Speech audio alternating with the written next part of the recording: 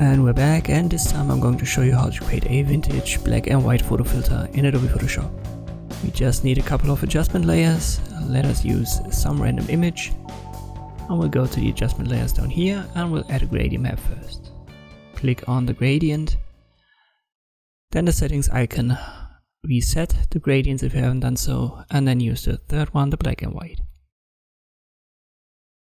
That's what we want. We press OK. It's the first step, it's done. Now we need a curves adjustment layer. And we want to go up with the shadows to lighten the whole image. And then go to the first, on the left hand side, the first divider, which is at around 25%. Go down with it, and then go to 75% and go up with it. The exact positions, they depend a little bit on the image that you use, but your curve should have the same shape.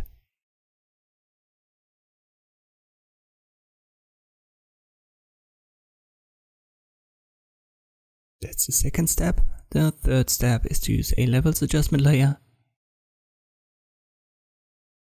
I will first go to the scale down here. I will make it a little bit darker.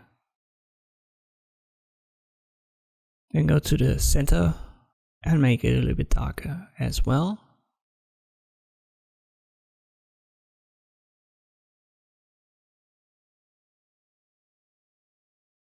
And I have to readjust the slider below and lighten it up just a little bit more.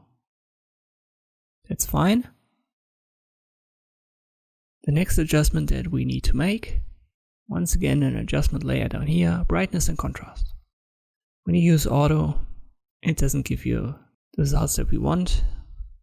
Instead, we want to go down with the contrast and have a little bit too low of a contrast, which is typical for these vintage images, and then go up with the brightness.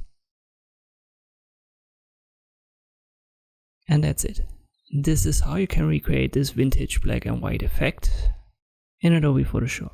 Thank you for watching, and I'll see you next time.